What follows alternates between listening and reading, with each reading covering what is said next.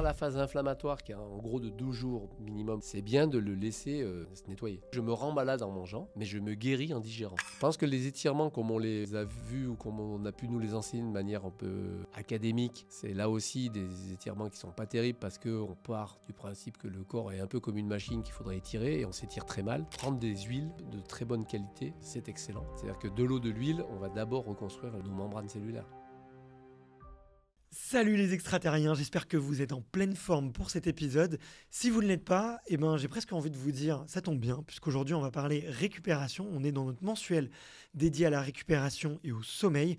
Et aujourd'hui, on va vraiment rentrer dans les mécanismes physiologiques de la récupération pour que vous compreniez au maximum qu'est-ce qui se passe pendant que vous récupérez et comment vous pourriez mieux récupérer. Pour cela, je suis allé voir mon ami Arnaud Tortel, qui est fondateur de la marque Yakota, qui fait notamment des surmatelas pour améliorer la récupération pendant le sommeil, et aussi les bandes SteamCare, les bandes bleues qu'on peut voir chez certains athlètes.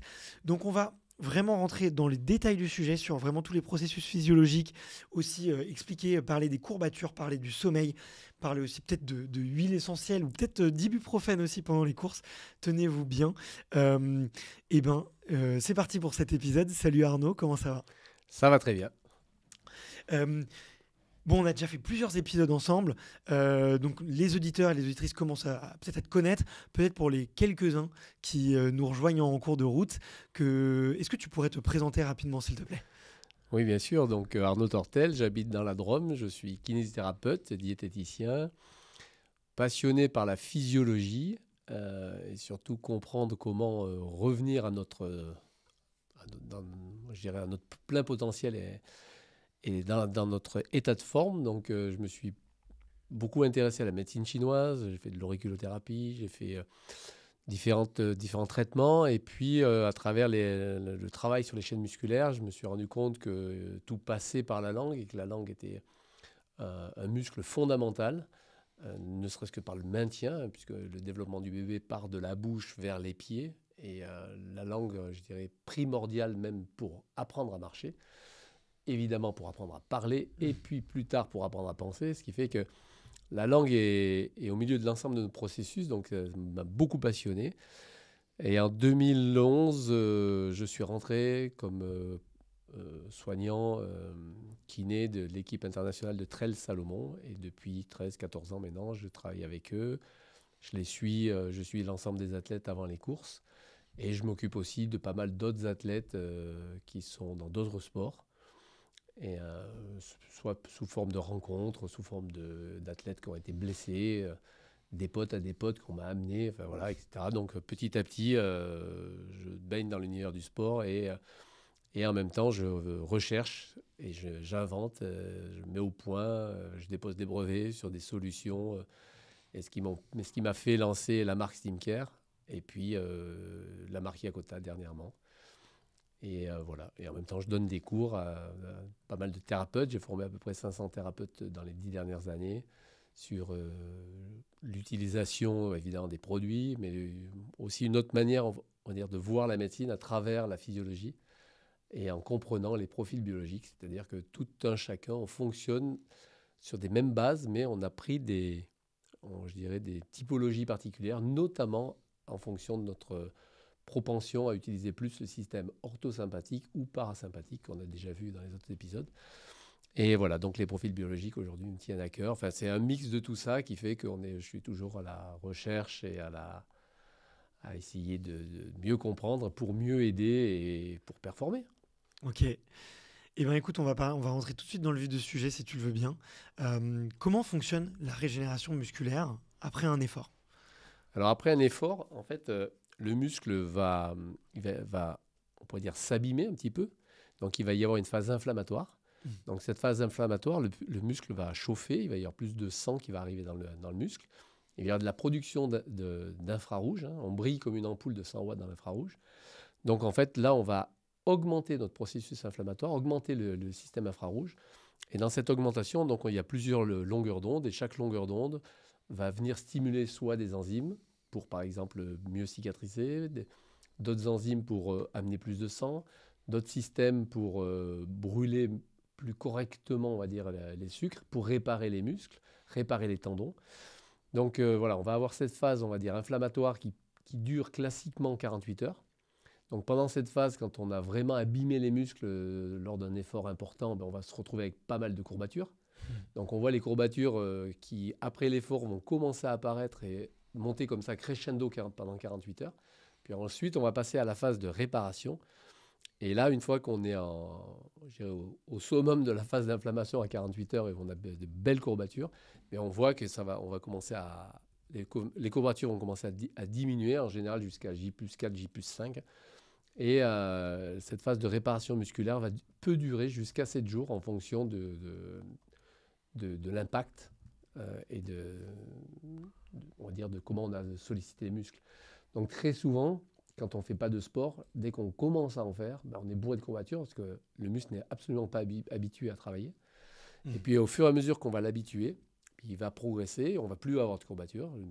On va être finalement, le muscle va s'adapter, on va être dans les standards du muscle. Il va avoir une capacité de régénération liée à l'effort qu'on lui demande. Mais de temps en temps, lors d'une course ou lors d'un effort extrêmement fort et violent, même des athlètes de très haut niveau vont se retrouver à retrouver de la courbature parce qu'ils sont allés vraiment tirer sur leurs muscles, enflammer, dépasser les seuils, on va dire, physiologiques pour eux. Okay. Et une fois qu'on a cette courbature, ben, l'idée, c'est de pouvoir récupérer ou régénérer au plus vite. Et donc, nous, le travail qu'on a mis en place, notamment avec les surmatelas ou avec les patchs, c'est d'essayer de diminuer très, très fortement la phase inflammatoire. Donc, pendant ces 48 premières heures. Si elle diminue, on voit que les courbatures ne s'installent pas et on peut passer en phase de régénération plus rapidement. Et donc, gagner du temps sur la récupération et avoir une récupération optimale. Ok, très clair. Donc, je vois bien effectivement ce phénomène sur 48 heures. Si je comprends bien, du coup, pour terminer la phase de réparation, il faut que ça prenne 7 jours. Est-ce que ça voudrait dire, du coup, que pour un ultra-trailer ou même pour un marathonien, la dernière grosse sortie, elle doit avoir lieu environ 7-8 jours avant une course, avant un effort? Ouais, en général, ils font des blocs avec des blocs assez forts d'entraînement où ils vont pousser, où ils vont faire de la charge et ils vont faire de la quantité. Et ça, c'est situé entre 7 et 15 jours avant, justement pour laisser ensuite le muscle bien réparé. Après, on ne fait que de l'entretenir. C'est-à-dire on va faire travailler le muscle, évidemment, on ne fait pas plus rien, mais on est en intensité sous-maximale pour justement ne pas blesser le muscle et lui laisser vraiment le temps de se réparer pour avoir, je dirais, être au top le jour J de la course, quoi. Ok. Donc je comprends mieux effectivement les blocs d'entraînement qui sont décomposés par semaine, souvent avec toujours dans des blocs vus dans leur entièreté, avec une semaine de récupération justement qui permet d'enclencher le processus de surcompensation qu'on va voir juste après. Est-ce que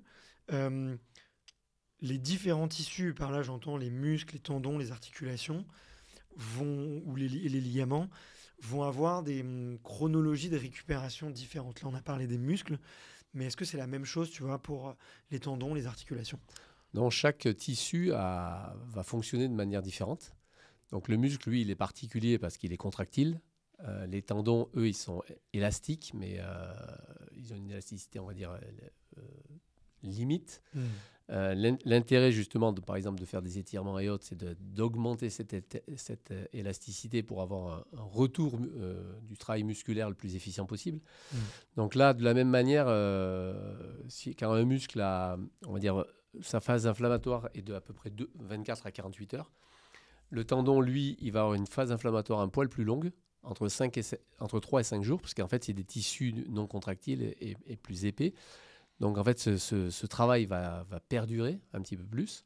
Là où l'articulation, elle, au niveau des cartilages, pareil, il va lui falloir quelques jours. Donc, souvent, la synovie dans une articulation va au départ s'assécher puis gonfler. Donc, il va y avoir une phase inflammatoire avec plus d'eau dans la synovie.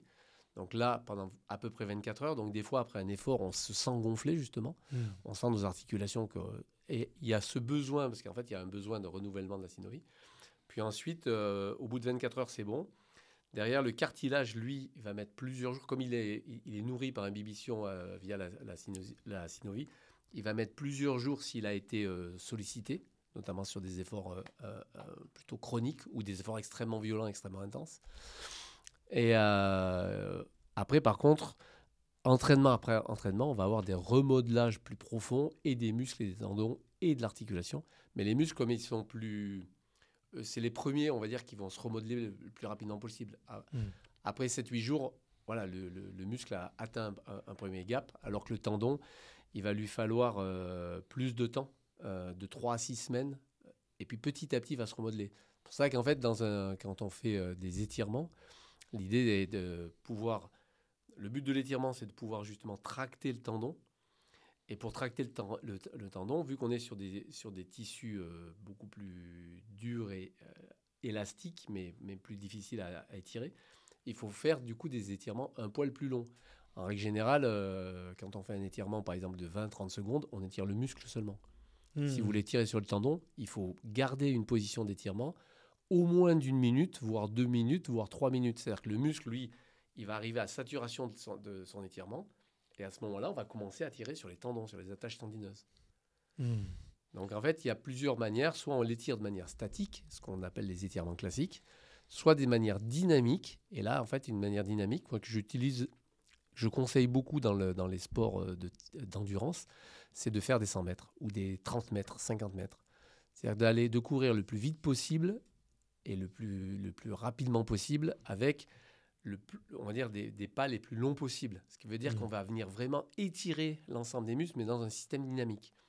Pas forcément chercher de la vitesse, quand même. Pas trop, quand même, non? Ou... Pas trop, mais l'idée, c'est qu'en fait, plus on va mettre le paquet. Alors évidemment, il faut être chaud, on ne fait pas ça. Tiens, je vais les ischios, sinon... Voilà, sinon c'est claquage immédiat. Mais dans un entraînement où vous vous sentez chaud et bien, de faire des courses comme ça de 30 mètres à fond, en fait, ça va générer de l'impact sur les os et surtout, ça va venir étirer les tendons d'une manière dynamique.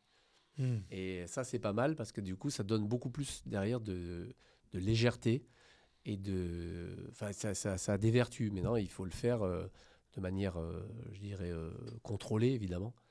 Mais souvent, les étirements, bizarrement, les étirements qu'on fait 15 secondes, 30 secondes, on étire les muscles, mais on contracte les tendons. On a une tendance le tendon, lui, il va pas être étiré. Le cerveau va se dire, tiens, je suis un peu en stress sur ce muscle, il va avoir une tendance à se contracter. C'est pour ça qu'il y a des étirements très particuliers qu'on a mis en place, qui sont des étirements quasi instantanés de quelques secondes, mais contre résistance maximale, avec étirement maximal du muscle, du tendon. Donc c'est assez spécial parce qu'il faut étirer, quand on a un muscle polyarticulaire, il faut étirer les deux, on va dire par exemple, si je veux étirer les ischios, je dois mobiliser la hanche, le genou et même les pieds pour bloquer les muscles des mollets. Et là, à ce moment-là, je peux faire un étirement assez profond et assez complet de l'ensemble du muscle, mais il doit être dirigé, protégé. Donc on appelle ça des étirements protégés, dirigés contre force maximale. Et ça, c'est des techniques très particulières qu'on a mis en place justement pour les athlètes, pour avoir en fait une action profonde sur les tendons. Sinon, les tendons, il faut en statique pure, il faut du temps. C'est pour ça que ce qui marche le mieux à ce moment-là, c'est de développer plutôt des yogas ou des exercices qui vont, à travers le yoga par exemple, qui vont prendre du temps, des postures qui seront un peu plus longues qu'un, je dirais, bête étirement classique, qui est plutôt stressant pour le tendon. Et après, quand on s'intéresse aux articulations ou aux ligaments eux-mêmes, les ligaments articulaires, ben là, c'est choc après choc que le ligament, il va se remodeler. Et là, on compte en semaines. C'est pour ça que sur un ultra où on part pour 160 bornes et on va dire 24 heures, eh bien, on ne peut pas s'entraîner. Vous ne pouvez pas partir de zéro et dans un mois faire un ultra. Parce que vos articulations ne seront pas du tout formées pour encaisser autant d'efforts aussi longs. Donc, pour ça, il faut du temps. Il faut du temps parce que notamment les ligaments mettent du temps à encaisser, on va dire, à se remodeler. D'accord, ok, à se régénérer. Entre 3 et 6 semaines. Donc, voilà. Donc, ça nous impacte. Par contre, effectivement, musculairement, d'ailleurs, on voit des gars qui descendent de vélo et qui sont extrêmement puissants et forts, voire même des champions de vélo, ce qui est un sport porté. Ils se mettent à la course à pied, ils sont bourrés de tendinite. Pourquoi tendons ? Parce qu'en fait, ils ne sont pas du tout habitués. Leurs tendons ne sont pas habitués à avoir des chocs. Donc, ils ont les ligaments qui s'enflamment, les tendons qui s'enflamment, alors que les muscles et le moteur, ils ont un moteur de dingue. Mais la problématique, c'est qu'ils ne sont pas du tout adaptés à des chocs. Ouais. Donc il va falloir apprendre au corps à prendre des chocs et en même temps, il ne faut pas le blesser. C'est toute la stratégie de faire des blocs et des blocs de récup où on laisse au corps le temps Hmm. de cette régénération cellulaire physiologique. Je creuse un peu là-dessus. Du coup, tu as parlé un peu des étirements que vous faisiez avec des athlètes de haut niveau, justement post-course ou pré-course, vous les faites? Pré et post. Ok. Donc là, ça quand même, ça demande d'aller voir un kiné, Là, ça, d'être manipulé. c'est très particulier. Ça, c'est vraiment des techniques propres et qu'on enseigne à des kinés parce qu'il faut vraiment protéger l'articulation, sinon on peut blesser la personne. Mais par Ouais. contre, c'est très efficace. Qu'est-ce que je peux faire, moi, tout seul, justement, pour mieux récupérer? Tu vois, pendant très longtemps, il y avait cette fausse croyance que, alors je sais pas, tu vas me dire si elle est vraie ou fausse, mais que les étirements étaient bons pour la récupération. Qu'est-ce qu'on peut faire, tu vois, là, si on s'adresse aux athlètes amateurs et semi-pro qui nous écoutent, pour les sports d'endurance, qu'est-ce qui est pertinent de faire, musculairement parlant? Alors, Bon, moi, je fais de la mobilité, mais c'est parce que j'ai pas envie d'être tout rouillé, quoi, mais et je vois que ça me fait du bien, mais je sens pas que ça m'enlève les courbatures du tout, hein. non, ce qui est bien, c'est effectivement bouger, quoi qu'il arrive. C'est-à-dire que quand on fait des sports d'endurance et on va mettre des grosses charges et des gros impacts sur les articulations, il faut garder après, derrière, un peu de mouvement. Pas ne rien faire ou rester assis sur une chaise, évidemment, c'est ce qu'il y a de pire. Il faut garder un peu de mouvement. Maintenant, il y en a qui vont, par exemple, bien récupérer en allant pédaler un peu. C'est-à-dire qu'ils vont prendre le vélo, porter, en faisant un effort sous-maximal et ils récupèrent, ça leur suffit. C'est là aussi où on peut rentrer dans les typologies. Il y a des typologies qui auront besoin de garder une structure raide, c'est leur structure. Et si à tout prix de les étirer, c'est contre-productif. Donc ceux-là, si on les fait pédaler ou s'ils font même un peu de yoga ou du tai chi, des choses comme ça, c'est top. Il y a des structures beaucoup plus souples. Eux, ils vont chercher spontanément à les tirer sur les articulations, à s'assouplir, parce que c'est plus dans leur nature. Et là, des yogas plus techniques, on va dire, avec des positions plus difficiles, ou des positions de tenue, c'est bien. Je pense que les étirements, comme on les a vus ou comme on a pu nous les enseigner de manière un peu académique, c'est là aussi des étirements qui ne sont pas terribles parce qu'on part du principe que le corps est un peu comme une machine qu'il faudrait étirer et on s'étire très mal. Et le corps, lui, il comprend, enfin, en tout cas, le cerveau va comprendre plutôt un travail de chaîne musculaire plus que de muscle à muscle. Hmm. Donc, si je prends la table et que je me penche en essayant d'étirer les ischios, il va plus recevoir cette information-là comme une douleur, comme une agression que comme un étirement.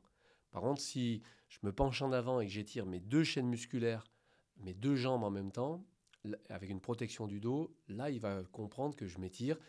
En fait, on va vers des postures de yoga. Et c'est là où l'art du yoga, où c'est vraiment d'avoir généré des postures intelligentes qui viennent étirer des chaînes musculaires globales. Donc, du coup, on peut faire une routine yoga pour ceux que ça intéresse. Et c'est bien parce que on sait qu'on va avoir je dirais un suivi, c'est assez codifié, Hmm. c'est bien. Des étirements que je pourrais faire bêtement, tiens, j'essaye de tirer moi-même mes mains, mes bras, etc. C'est trop ponctuel et souvent on se blesse. Ou souvent on ne fait rien. Ou voire même on empire la situation parce qu'on va plutôt générer une contracture parce que ça va dépendre vraiment des typologies en fait. Ok.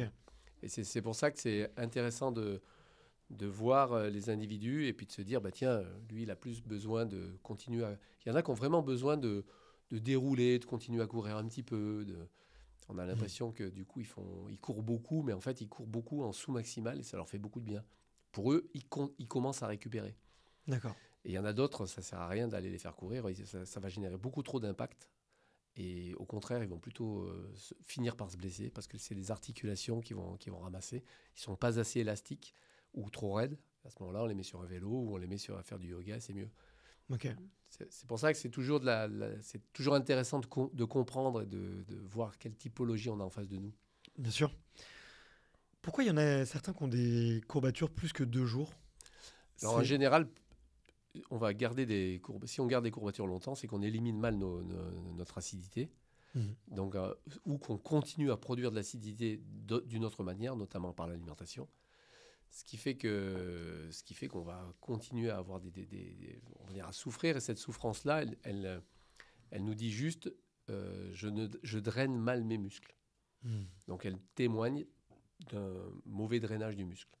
Maintenant, si on augmente ce drainage plus rapidement, soit par exemple avec des eaux peu minérales, des eaux donc on va dire inférieures à 100 mg par litre, on va favoriser ce drain. Si on mange peu, on va favoriser ce drain. Si on dort bien, on va favoriser le drain. Et donc, nous, par exemple, avec les surmatelas, on a montré qu'on favorisait ce drain tellement qu'à J+2, on n'avait déjà plus de courbature du tout. Donc, là où elles sont le pic maximal, elles avaient disparu. Et le pic maximal va se situer plutôt à J+1. Et donc, les gens ne vont pas vraiment ressentir de courbature comme d'habitude. Pour un même effort, ils vont dire, tiens, c'est marrant, d'habitude, j'en ai beaucoup plus. Et en fait, l'idée, c'est de se dire, on peut mettre le paquet pour éliminer plus vite ou pour drainer plus vite le muscle. Plus vite on le draine, mieux c'est. Ok. Maintenant, Donc il y a pour des le fois, drainer, effectivement, boire, on se dit, manger je vais m'étirer, je vais faire des massages, ça va marcher. Oui, je vais mobiliser le muscle, par exemple, à travers un massage. Moi, je vais en kiné, je masse beaucoup. Je masse et puis ça marche pas. Ça marche pas parce que la physiologie de l'individu, il est bourré d'acide. Donc, vous mobilisez de l'acide, mais point. Donc, il faut absolument le drainer. Donc, il faut s'intéresser plus au foie, au rein, comment on élimine tout ça, l'eau qu'on apporte, quelles sont les toxines. S'il mange effectivement des produits extrêmement, je sais pas, sucrés, ça va être un problème. Il va s'intoxiner, il va garder des toxines. Donc, c'est pour ça que c'est pas juste la courbature, elle est le témoin d'un travail musculaire et d'une certaine élimination de cette acidité. Mais non, il y a tout le reste qui peut rentrer en compte et plein de stress autres, divers et variés, qui font que certains vont dire, ben moi, mes courbatures restent longtemps. Ouais. Donc, tu as une difficulté à nettoyer. Okay. Donc, on va t'aider à nettoyer. Ce que je comprends aussi, c'est que pour bien récupérer, finalement, il faut peut-être faire aussi, en tout cas sur la partie nutrition, hydratation, un peu l'opposé de ce qu'on peut faire pendant une course d'ultra, où on va boire beaucoup d'eau minéralisée, on va manger beaucoup de sucre, et beaucoup peut-être se complémenter voilà, avec les électrolytes et tout. Le moment où on s'arrête, toi tu recommandes plutôt de faire l'inverse du coup, eau non minéralisée et beaucoup de fibres, j'imagine. Oui, c'est Beaucoup, ça. mais tu dis manger peu quand même. En fait, le manger devient, c'est toujours pareil, manger devient une charge. Et quand on parle de manger, moi je parle plus de manger, c'est pas ça qui est intéressant, c'est digérer. C'est-à-dire que j'ai beau manger, je peux manger ce que je veux, si je ne sais pas le digérer, si je ne sais pas l'absorber, eh bien ça va partir dans mes selles. Donc il y a une phrase que j'aime bien dire et qui pour moi elle résume bien ça, c'est « je me rends malade en mangeant », parce que finalement quand je mange quelque chose, quoi que ce soit, par exemple si je prends une pomme et que je me la mets directement dans mon sang, elle me tue. Donc il va bien falloir que cette pomme extérieure là, qui est une belle pomme superbe, il va falloir que je la transforme pour qu'elle puisse être absorbable, digeste. Donc du coup, je me rends malade en mangeant, mais je me guéris en digérant. Donc ce qui est important, c'est qu'est-ce que je digère et comment je le digère. Et du coup, se dire, on est toujours dans une croyance un peu de combat, on est dans une croyance de disette, on est dans une croyance de famine qui nous vient du fin fond des âges. Et du coup, quand on fait une course, on se dit, je vais mourir de faim. Et puis après, je suis dénutri, il faut absolument... Mais oui, tu t'es peut-être dénutri pendant ta course, mais tu t'es aussi chargé en beaucoup de toxines. Et si tu veux bien digérer, il faut d'abord bien éliminer les toxines. C'est tout simple. Donc on va dire, on élimine. Et une fois qu'on a bien éliminé les toxines, on reconstruit l'organisme. On l'aide à se reconstruire. Okay. Mais si on lui donne tout de suite des protéines et des produits pour se reconstruire, il ne va pas les digérer. Il ne va pas pouvoir. Il ne va pas savoir quoi en faire. En fait, il va les considérer comme des toxines. Enfin, il va en générer des toxines de plus. Donc on va monter notre taux de toxines circulantes de manière élevée. Sans compter que le microbiote est perturbé après une course, etc. Donc, en fait, comme on ne fonctionne plus exactement de la même manière, l'idée, alors il y en a qui sont partisans de dire il faut mettre des petits électrolytes ou des petites protéines pour reconstruire, etc., le corps le plus rapidement possible. Oui, mais ça veut dire aussi que c'est des produits spécifiques qu'on doit trouver dans le commerce, par exemple. Mais si on prend, je dirais, une alimentation classique, eh bien, vous mangez peu, boire des bouillons. oui, prendre des huiles de très bonne qualité, c'est excellent. C'est-à-dire que de l'eau, de l'huile, on va d'abord reconstruire nos membranes cellulaires. Et après, les protéines viennent, je dirais, de manière secondaire. Ok. Mais je dirais d'abord nettoyer, puis gentiment hydrater, reconstruire les membranes. Et puis après, on reprend une alimentation plus habituelle. Ok. Mais ce qui est peut-être différent sur d'autres sports beaucoup plus intenses, mais même du rugby où on va prendre en plus des coups, il va y avoir des blessures, etc. Bien là, si on boit beaucoup, si on mange peu, pas pendant 15 jours, mais pendant quelques heures, on va nettoyer tout ça. Et puis une fois qu'on aura récupéré, donnons-nous 2 jours, on va pouvoir maintenant reconstruire et aller dans la phase de reconstruction. C'est pour ça que pendant la phase inflammatoire, qui est en gros de 2 jours minimum pour les muscles, c'est bien de le laisser se nettoyer. Par contre, pendant la phase de reconstruction qui vient derrière, là, c'est bien d'apporter des aliments parce que le corps en a besoin et il veut se... Ok. En fait, c'est suivre un peu je dirais la physiologie simple de l'organisme. Ouais. Ok. Donc ce que tu expliques, c'est effectivement peut-être après un effort, avoir quelques heures un peu de tampon dans lequel il faut mieux drainer l'organisme plutôt que tout de suite le réalimenter. Surtout si l'effort est très long, j'imagine. C'est ça, dans un premier temps, on boit et puis petit à petit, on va réamener par exemple des sels minéraux et autres, mais sous des formes de bouillon, sous des formes d'eau de Quinton, par exemple. Sous d'autres, en fait, on va amener une certaine... quelque chose d'absorbable, de digeste. Ok. En fait, si on prend une eau minérale basique, c'est pas parce qu'il y a marqué 800 mg ou 1000 mg qu'on va savoir. Et ils sont totalement indigestes, ces minéraux. D'accord. Si on prend de l'eau de Quinton, qui est de l'eau de mer, dedans, en fait, ces minéraux-là sont très facilement absorbables par nos cellules. Ok. Donc, du coup, ça va pouvoir nous nourrir. C'est pour ça que l'idée, c'est on donne des eaux peu minéralisées. On peut donner des eaux avec des minéraux intelligents ou des bouillons, par exemple. Bouillon de légumes ou bouillon de peu importe, de poulet ou de je sais pas quoi, de veau, je ne sais quoi. Et puis derrière, remettre des légumes, de l'huile, tout doucement recharger, quoi. Ok. Est-ce que la récupération, elle évolue avec l'âge ? Comment elle évolue, j'imagine ? Qu'on ne récupère pas de la même façon à 20 ans qu'à 30, 40, 50 et plus ? Alors, on est fait naturellement pour être, je dirais, jusqu'à 21 ans, on construit notre corps, on grandit, donc on a des potentiels de croissance. On a une hormone de croissance qui est très active, on a des potentiels de croissance, donc des capacités de régénération importantes. On cicatrise beaucoup plus vite, on récupère du coup beaucoup plus vite, puisqu'on est dans un processus où on construit un corps. Entre 20 et, je dirais, ça c'est 0,21 ans. 21-42, on va se retrouver avec un corps physique entre guillemets acquis. Maintenant, il faut l'utiliser. Et on a toute une psyché qui se met en place à ce moment-là. Je dirais, on va maîtriser, on va découvrir le monde, découvrir la vie, avoir des enfants, etc., etc. Ce qui fait que pendant cette phase-là, qui est une phase très active, on va garder des potentiels de régénération spontanée qui sont assez forts. Donc, on a l'habitude de dire que jusqu'à 40 ans, on peut un peu faire n'importe quoi, continuer à manger n'importe quoi, s'entraîner un peu comme on veut. Le corps va plus ou moins s'adapter, on aura des capacités de récupération, mais passé 40, on rentre dans une nouvelle phase, et dans cette phase-là, on doit normalement avoir, je dirais, la sagesse, c'est-à-dire la connaissance de soi. Okay. Et via cette sagesse et cette connaissance de soi, notre physiologie s'adapte aussi à ça, c'est-à-dire qu'elle nous permet on va avoir moins de process de régénération aussi puissants. Okay. Par contre, qui vont être compensés par notre savoir-faire et notre sagesse. Donc normalement, on sait quoi manger, on sait ce que l'on digère et ce que l'on ne digère pas. On se connaît, on sait qu'on mange plus facilement le soir ou plus facilement le matin, qu'on a besoin de dormir par phase, qu'on peut faire des jeûnes. On va rentrer dans un art de vivre, en fait, et cet art de vivre fait qu'en fait, on vient compenser notre régénération spontanée. Maintenant, si on continue à manger n'importe quoi, comme je dirais à 20 ans, et qu'on continue à faire la bringue, et qu'on continue à vouloir encaisser comme on pouvait encaisser à 20 ans, on se rend compte qu'à 50, 60, c'est plus trop possible.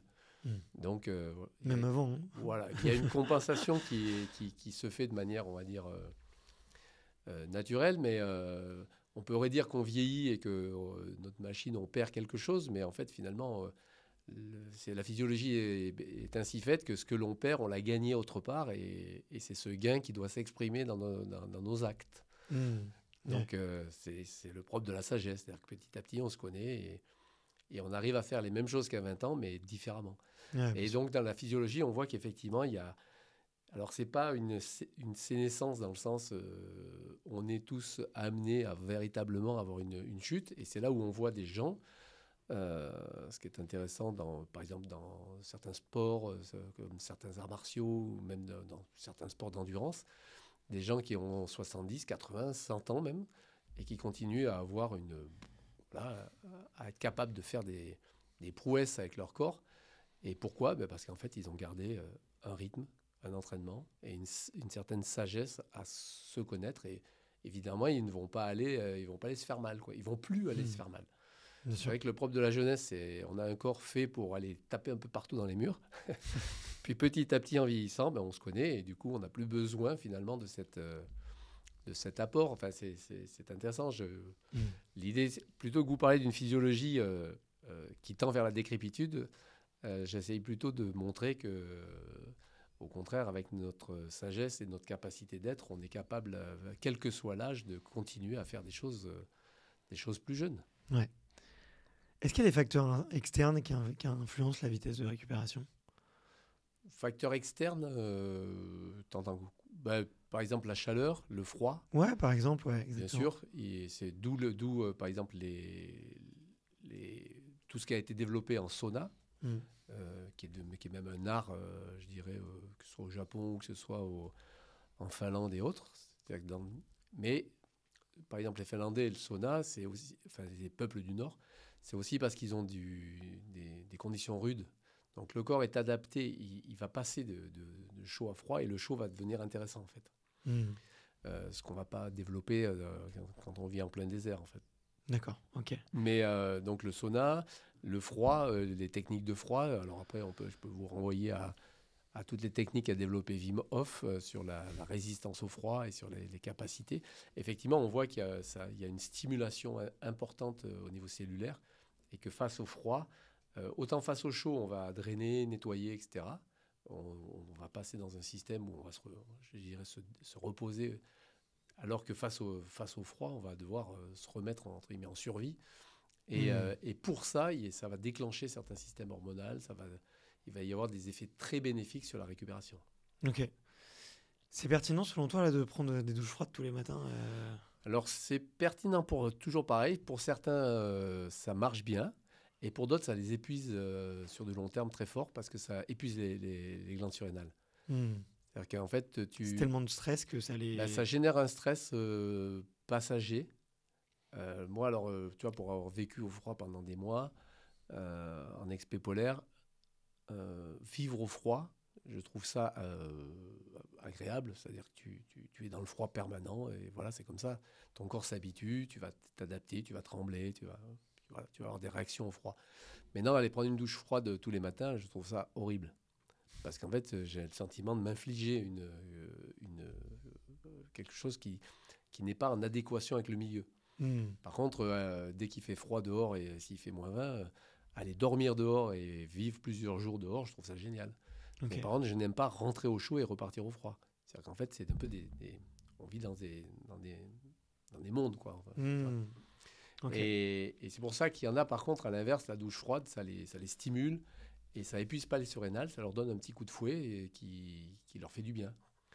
Donc là encore, c'est vraiment des typologies... je dirais que c'est là où on voit que ce qui marche chez l'un, souvent est copié par l'autre et ne va pas forcément être perçu de la même manière. Ok. Moi, je sais que ça m'épuise, donc je ne le fais pas.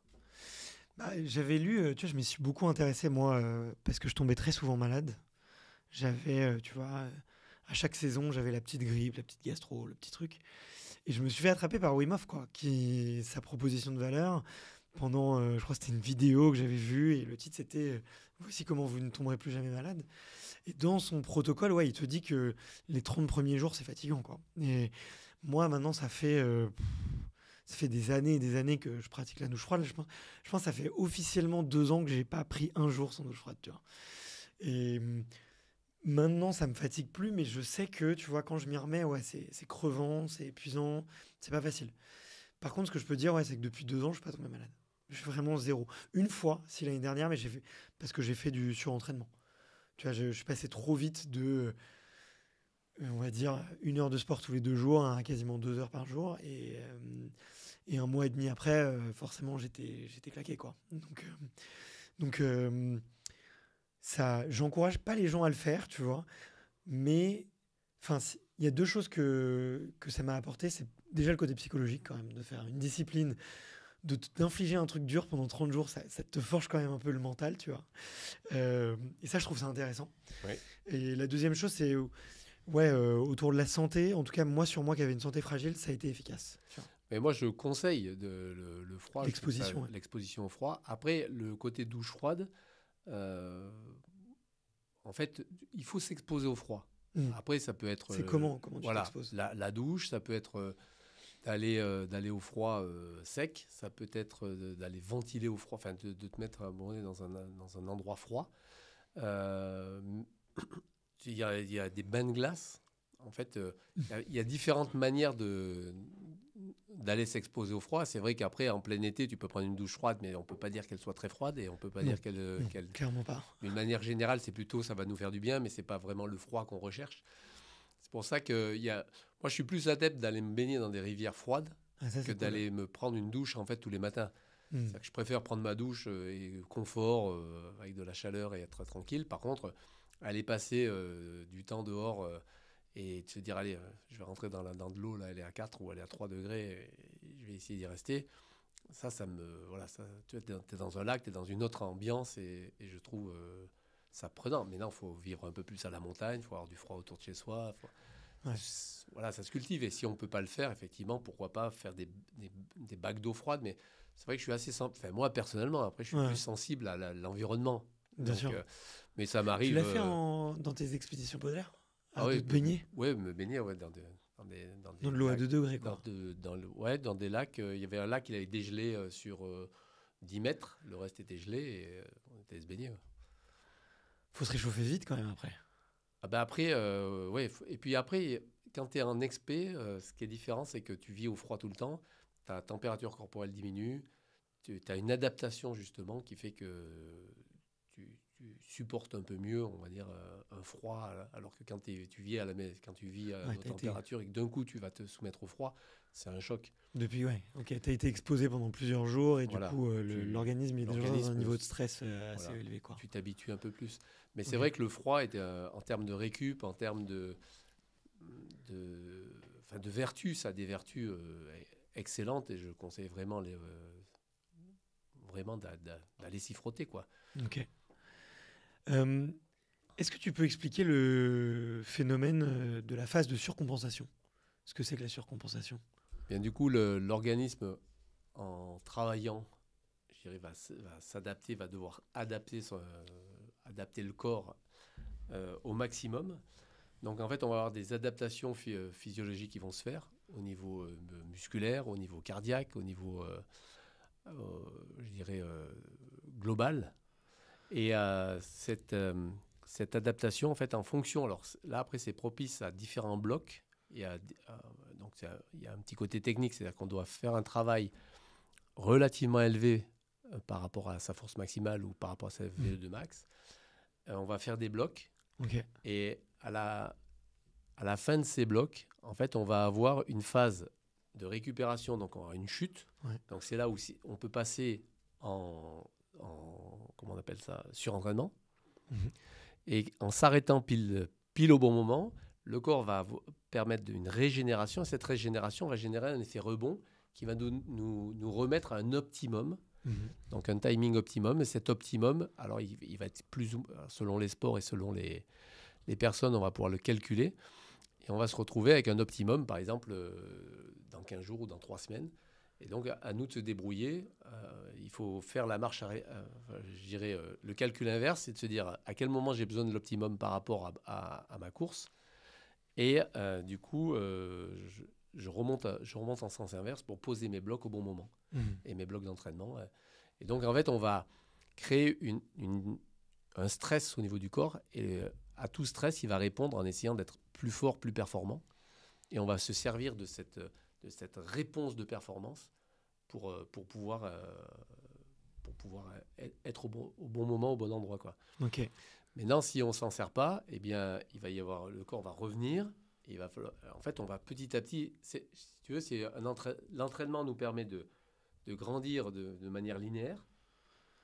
Ouais. Tu vois, on s'entraîne, on grandit de manière linéaire. Mais en posant des blocs, on va avoir en fait comme ça une linéarité qui est coupée avec des phases où on va être plus haut que là où on devrait, ce qu'on devrait atteindre.